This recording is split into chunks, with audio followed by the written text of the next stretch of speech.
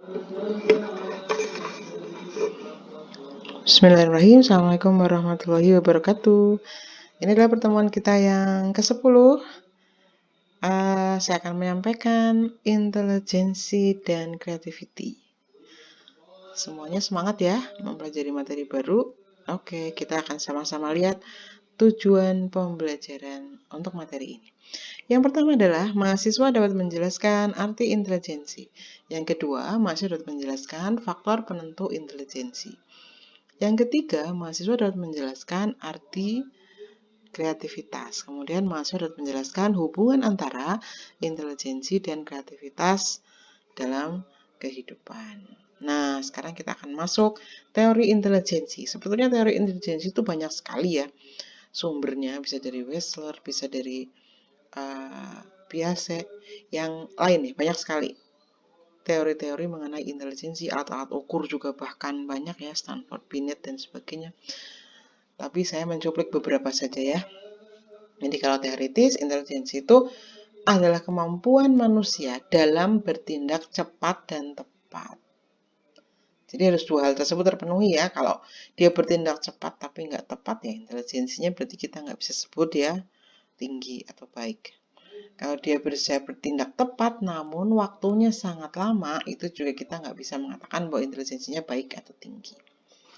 Ya, jadi harus terpenuhi dua hal, cepat dan tepat. Maka kalau kalian pernah mendengar skor intelijensi sekian, nah itu menunjukkan seberapa cepat dan tepat ketika orang yang bersangkutan menghadapi suatu permasalahan dan menemukan solusi dengan segera. Ya, jadi intelijensi adalah kapasitas berpikir manusia.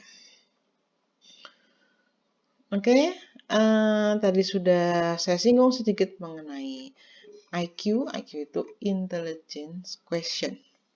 Itu hal yang mengukur kemampuan kognitif ya. Kalau kita melihat skor IQ, tadi sudah saya sampaikan bahwa itu secara keseluruhan sebetulnya menunjukkan bahwa itu adalah kemampuan secara umum manusia untuk menemukan solusi dengan cepat dan tepat. Tapi dalam pengukurannya, IQ itu selalu akan mempertimbangkan MA. MA itu singkatan dari mental age dan juga CA, chronological age. Mental age adalah usia mental atau usia psikologis yang bisa kita dapatkan dari hasil skor pengukuran. Jadi kalau kita melakukan pemeriksaan psikologis, psikolog itu akan segera menemukan skor mental age. Ya, skor mental age itu didapatkan dari hasil psikotes tadi. Nah, nanti diperbandingkan dengan chronological age. Kalau chronological age adalah usia fisik dari yang bersangkutan. Jadi kita akan mengukurnya dia berusia berapa tahun, berapa bulan, berapa hari. Nah, setelah itu akan dikalikan 100%, muncullah skor IQ. Jadi kalau kita mengukur skor mentah mental age-nya itu sama pada beberapa level usia, skor IQ-nya pasti akan berbeda karena chronological age-nya tadi berbeda-beda. Gitu ya. Tapi untuk melakukan pengukuran IQ ini merupakan kewenangan dari profesi psikolog ya. Jadi kalau kalian sebagai perawat anestesi barangkali untuk tata cara pengukuran IQ-nya tidak dipelajari secara khusus, namun kalian harus tahu bahwa ketika orang mempunyai skor sekian, maka apa artinya dari skor tersebut, itu harus kalian ketahui. Nah, kemudian ini salah satu cuplikan saya mengambil dari chronological age dari Wechsler. Ketika skor IQ menunjukkan angka seperti ini, maka artinya demikian. Ya, 128 sampai 140 berarti orang yang bersangkutan adalah very superior.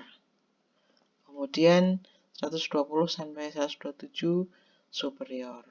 Kemudian 111 sampai 119 high average, 91 sampai 110 average, 80 sampai 90 low average, 66 sampai 79 borderline, dan kurang dari 65 adalah mental retarded.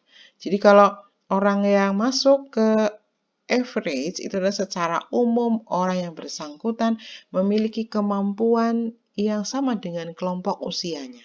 Jadi rata-rata orang berumur 17 tahun ya pasti mental age dan chronological age-nya sedemikian. Rata-rata gitu. Jadi Misalkan untuk menyelesaikan perkuliahan D3 keperawatan anestesi di UHB, maka skornya itu harus average. Nah, dengan memiliki skor average, dia diperkirakan bisa mempelajari dengan baik materi secara keseluruhan dan bisa menyerap semua materi itu, kemudian nanti terjun di masyarakat, mengaplikasikan materi tersebut. Nah, itu kalau average. Nanti gimana dengan yang low average? Ya, mungkin bisa menyelesaikan, namun nanti mendapatkan IPK yang nggak begitu bagus, atau ada beberapa yang harus mengulang, ada yang harus mengikuti semester pendek, misalkan gitu ya. Tapi kalau pengukurannya hasilnya adalah borderline, itu diprediksi tidak bisa menyelesaikan dengan baik. Kalau dipaksakan menyelesaikan, mungkin serapan materinya, karena kapasitasnya terbatas, maka serapan materinya tidak menjadi maksimal. Nah, kalau mental retarded sama sekali kita tidak bisa harapkan dia mengikuti jenjang pendidikan tinggi. Nah, ini sekilas ya, kalian juga harus ketahui bahwa secara kognitif, kalau kita membicarakan mengenai intelijensi, maka ada kategori untuk mental retardasi. Misalkan, di bawah 65 tadi kan ya, retardasi mental. Nah, sekarang kalau IQ-nya di bawah 65 bisa dikategorikan, yang pertama adalah debil atau moron. 50-65 IQ-nya. Treatment untuk debil atau moron adalah educable. Mereka masih bisa diajari hal-hal yang sama, diajari terus ya. Mempelajari satu lagu, mempelajari satu keterampilan, educable. Mereka masih bisa diajari. Jadi setidaknya mereka mempelajari sesuatu, skill, dan nanti pada saat sudah harus terjun di masyarakat, harus menghidupi diri sendiri, harus mandiri, mereka setidaknya punya keterampilan satu tersebut. Kalau mental age-nya sama seperti umur 7-12 tahun. Kalau kita mengukur ada orang yang IQ-nya 65, padahal dia sudah umur 25 tahun, ya mental age-nya sama seperti umur 7-12 tahun. Mempelajari hal-hal yang harus sama, simple. Nggak bisa mempelajari banyak hal. Kurang bagus daya tangkapnya, diajari hal yang sedikit kompleks, nggak akan nyambung, nggak akan masuk gitu ya. Kemudian yang kedua adalah kategori imbecile, 20-49 IQ-nya. Nah, treatment untuk mereka adalah trainable.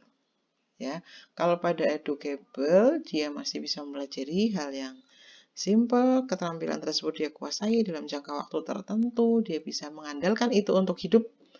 Pada trainable agak sulit ya. Jadi mereka mempelajari sesuatu, bisa saja dicek pada kesempatan yang berikutnya dia lupa atau tidak bisa konsisten atau stabil dalam menguasai skill tersebut, tapi masih bisa diajari ya. Jadi mental age-nya tuh sama seperti usia 3-7 tahun. Kalian bisa bayangkan anak usia 3-7 tahun masih mudi ya, dia masih nggak bisa dimintai pertanggungjawaban. Jadi kadang-kadang mau belajar, sudah bisa, besoknya lagi ya mungkin dia jadi sudah lupa karena malas, nggak termotivasi, atau karena keterbatasan kognitif tadi ya, jadi dia tidak bisa mempertahankan keterampilannya tersebut. Harus selalu didampingi, harus selalu diajari. Nah, kalau pada IQ kurang dari 20, ini sudah masuk kategori idiot, jadi treatmentnya hanya self-helping. Sudah bagus kalau dia itu bisa membantu dirinya sendiri. Bangun dari tidur, dia meletakkan bajunya yang kotor di tempat cuci baju, atau sekedar makan sendiri gitu. Misalkan gitu ya, karena mental age-nya sama dengan usia 3 tahun ya. Anak usia 3 tahun kan kadang kalau moodnya sedang bagus ya bisa lah dia makan sendiri, nggak perlu disuapi. Bisa dia taruh piring di dapur, tapi kadang-kadang nggak bisa. Jadi kalau pada idiot itu, maksimal yang bisa kita harapkan adalah setidaknya dia bisa self-helping. Nah, tadi kita sudah bicarakan mengenai kategori-kategori untuk intelijensi testing. Ini distribusi frekuensinya ya untuk skor IQ. Di situ ada penjelasan tadi ya bahwa IQ yang average itu di sini karena diambil dari, kalau tadi kita kategorinya Wechsler ya, kalau ini kalau bachelor tadi 90 sampai 110, kalau di sini average skornya adalah 85 sampai 115. Itu yang disebut sebagai average. Ini banyak sekali orang yang masuk kategori ini. Kalau di bawah 85 ada borderline mentally retarded, ada mildly mentally retarded, ada several to profoundly mentally retarded. Ya, prosentasenya seperti itu. Nah, kalau pada superior 115 sampai 130, terus sampai very superior atau gifted, ya, itu jarang sekali orang yang ada di kategori tersebut, namun ada.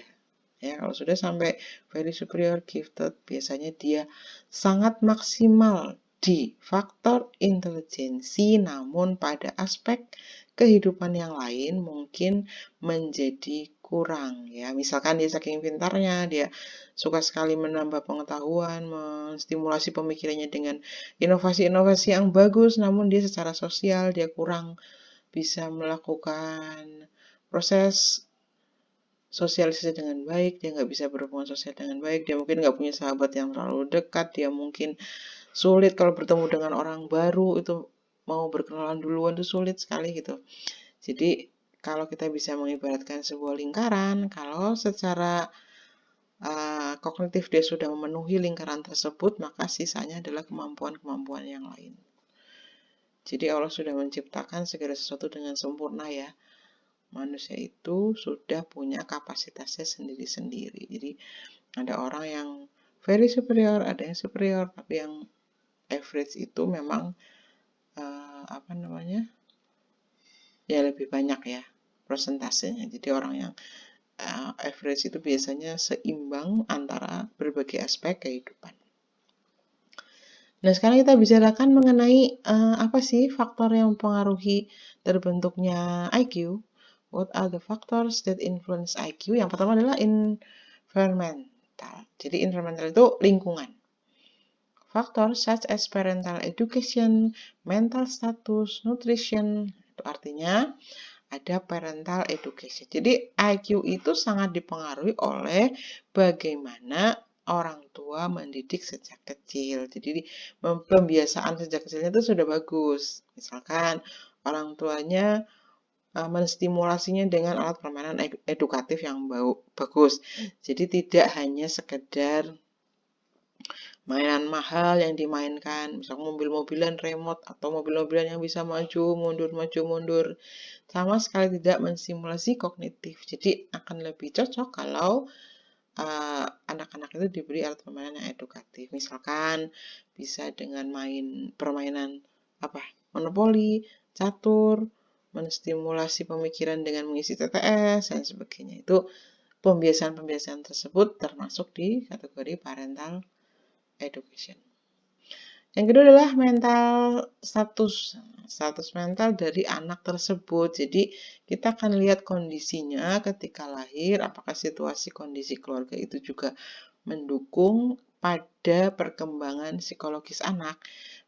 Misalkan orang tua menerapkan pola asuh yang demokratis, orang tua menghargai apa yang disampaikan oleh anak, orang tua mau mendengarkan anak, kemudian komunikasi antar anggota keluarga itu baik, ini disebut mental status, ya. Ini sangat mempengaruhi pada perkembangan intelijensi. Pada orang yang terbiasa dengan lingkungan yang terus menekan, padahal dia potensinya bagus, dia terus menekan, dia terus diatur, nah itu mental statusnya tidak baik, mungkin bisa juga mempengaruhi pada terbentuknya IQ. Kemudian yang berikutnya adalah nutrition. Nutrition itu masuk faktor environmental juga, ya, karena nutrisi yang didapatkan anak dari keluarga, makanan sehari-hari, mempertimbangkan nggak 4 cm sempurna, jajanan yang biasa dia makan, terpenuhi nggak syarat sehat, kemudian jumlah makanan yang masuk. Ya, misalkan bisa juga, ya, nutrition itu orang tua sudah menyediakan makanan yang bergizi, yang baik, namun anaknya itu proses makannya sulit. Nggak mau makan ini, milih, gitu, ya. Misalnya picky eater, ya, jadi dia mau makan makanan tertentu aja. Makannya susah sekali sampai ibunya nggak sabar. Akhirnya makanannya sudah tersedia bergizi, tapi yang masuk di anak tersebut tidak sesuai dengan nilai gizi. Jadi itu juga termasuk hal yang bisa mempengaruhi IQ. Nah, kemudian ada juga faktor genetik, notation that intelligence can be inherited. Jadi ada juga beberapa hal yang membicarakan mengenai adanya genetik. Jadi orang tua yang memiliki skor IQ yang baik itu juga akan menurunkan juga kepada anaknya. Walaupun secara kasuistik kita nggak selalu melihat hubungan yang pasti ya, tapi pada beberapa hitungan itu akan terlihat bahwa memang sangat dipengaruhi juga oleh faktor genetik. Jadi multiple faktor lah ya, multiple faktor. Tapi kalau dari secara keseluruhan semua faktor itu saling mempengaruhi, baik environmental maupun genetik. Nah, kemudian bagaimana kaitannya intelijensi dengan kreativitas? Karena kita harus membicarakan kreativitas. Kalau tadi intelijensi adalah proses berpikir, maka kreativitas itu adalah tumbuh dan berkembang seiring perkembangan psikologi manusia. Ini sangat dipengaruhi oleh situasi dan stimulasi dari lingkungan. Sebenarnya kalau kita membicarakan mengenai kreativitas, itu sama seperti kita membicarakan kemandirian. Kita pernah membicarakan itu ya. Jadi kemandirian itu pada seorang anak muncul seperti tunas-tunas yang biasanya akan hilang kalau dipangkas. Misalnya kemandirian itu kan kalau misalkan orang tua terlalu banyak mengatakan jangan ini, jangan itu, nanti begini, nanti begitu, itu pemangkasan proses kemandirian itu sama, hampir mirip dengan kreativitas. Jadi kalau mereka memiliki ide, orang tua yang baik adalah yang mau mendengarkan terlebih dahulu dan kemudian membicarakan, mencoba mengarahkan agar apa yang menjadi idenya itu bisa tereksekusi dengan baik. Tapi kalau misalkan dari awal sudah selalu disalahkan, sudah selalu di labeling bahwa kamu salah, ibu tuh lebih tahu gitu, itu akan membuat kreativitasnya menjadi sedikit terganggu. Jadi dua hal tersebut saling berhubungan satu dengan yang lain. Jadi kalau kalian sudah sampai taraf ini, sudah sebagai mahasiswa ingin menyalurkan kreativitas, mungkin kalian agak sedikit harus melawan ya perasaan-perasaan khawatir salah, ide-ide saya salah, kreativitas saya mungkin ada salah atau tidak. Yang penting adalah pada saat mau melakukan eksekusi, baik untuk sebuah kegiatan maupun sebuah metode belajar, kalian harus berkoordinasi dengan dosen di UHB. Jadi kalian nanti tidak melangkah dengan sembarangan, tapi sudah ada proses pembimbingan. Ya, jadi ada kaitannya intelijensi dengan kreativitas ya. Intelijensi baik, kreativitas baik akan bersinergi menjadi suatu kegiatan yang sangat positif. Jadi kita harus tetap optimis ya. Ya, mungkin untuk pertemuan ke-10 saya cukupkan sekian. Kalian bisa mendapatkan PowerPoint-nya di Skalsa. Kemudian boleh juga menambahkan materi-materi lain di luar dari PowerPoint ya. Yang penting kalian menggunakan buku psikologi, terutama psikologi pendidikan. Kalau ada buku berjudul psikologi pendidikan, kaitannya dengan materi tadi, kalian boleh membaca sebagai tambahan. Oke, saya cukupkan sekian. Selamat belajar. Mudah-mudahan yang saya sampaikan ada manfaatnya. Assalamualaikum warahmatullahi wabarakatuh.